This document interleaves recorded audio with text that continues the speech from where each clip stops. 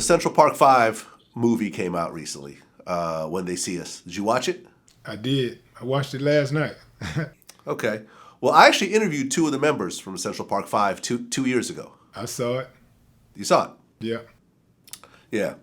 I'm thinking that's probably where they got the idea to do this movie, because no one was talking about the Central Park 5 for decades until we did that interview. But I'm glad they did it. I'm very glad they did it. But it's such a, it sounds like a fictional story. It don't sound like a fictional story if you're black. If you're black, we're used to this type of shit. This is what they do. This is what they do to black people. This is what they do to black men, black boys. They have a mentality like black boys are expendable. So that I like to say, boys will be boys unless they're black. People, that's what people say. It's like boys will be boys. So it's like, when white boys do something, it's like, oh, okay, it's just boys, just doing juvenile things, and let's just, let's give him a break. We don't want to ruin his life. We don't want to ruin his life. He's just a kid. When it's a black boy, it's like lock that nigga up, throw away the key, just like the rest of them. And that's the mentality. And those prosecutors who were involved, the prosecutor, the investigators that was involved in that case, those motherfuckers are as evil as they come. None of them, not one of them, has apologized for what they did to those boys, destroying their lives. Not one of them apologized, and not one of them has spent 1 second in prison for what they did. And all of them are still standing by their initial responses to this and saying that these guys are guilty.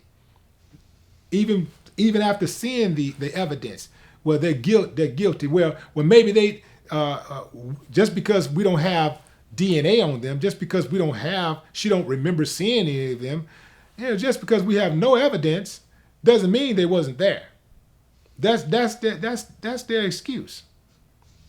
So this stuff happens all the time, and I can guarantee you right now, it may not be a Central Park 5, but I bet you it's a Sweeney Park 5 somewhere, or a Colfax Park 3, or 1, all over this country. This stuff happens all the time, and there are a number of cases out there that we just don't know about that are happening in small towns, a lot of times in big cities. But when they happen in a small town, they can hide it a lot more, and this stuff never gets a chance to make its way through the media, and people's lives are getting ruined all over this country every day because you have these wicked bastards in office all over the United States of America, and they operate with impunity. Well, yeah, I mean, the way I look at certain things is like this.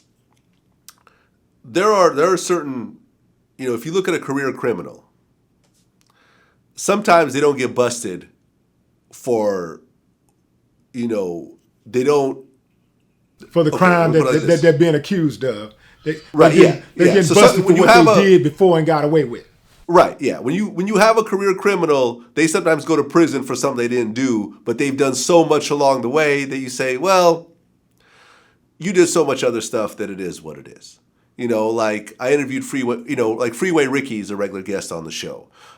He got set up for a drug deal at the end that, he wasn't really involved in, but he had done so much drug dealing along the way that even he admitted that, yeah, I went to prison for, it's relatively justified what I went to prison for. But I interviewed these two guys, and these were not career criminals. They were good kids, no criminal records. They thought that the police were their friends. That's how they were raised. But they had no problems with the police. But that's my point. The police don't care about black boys like that. You see how they pulled up on Tamir Rice and killed him within seconds. They don't see black boys as human beings. They see them as targets, period. They just targets.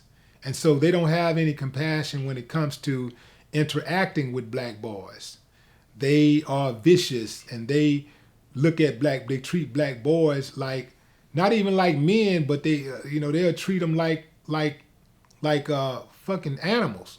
I mean, well, I won't even say animals, because they treat animals better in many cases. Some of the shit that they do to black boys, they wouldn't even try no shit like that with an animal. But that's this so-called justice system that we live in. And it needs to be dismantled. And that's why it's important to have people like Scarface running for city council. It's important to have people like Adia Jones running for district attorney. This stuff is important, man. And on that local level, you said a mouthful. Get involved on local level, because that's where it goes down at. You don't want to be the person, like I hear a lot of people say, man, it's politics, it's all the same, man, da da da. So let me ask you something.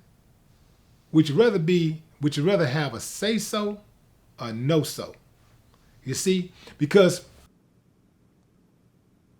I'm just the kind of person, I want to have something to say about how I live my life. Like what goes on. Like, I want to be able to call the mayor or the city councilman or the DA or whoever. I want to be able to call, hey man, this was going on. Let me know what y'all trying to do over here. What's happening over here? What's going on with this? Oh, y'all trying to put a freeway up here? Oh, hell no. I need to know about what's going on, man. Y'all got to holler at me. You going to have to call Willie D before y'all go do that. You ain't going to be able to just do whatever you want to do around me. I got to say, I'm going to have some say-so. But some people, they don't care enough to have some say-so in their lifestyle, in terms of how they move around on a day-to-day basis.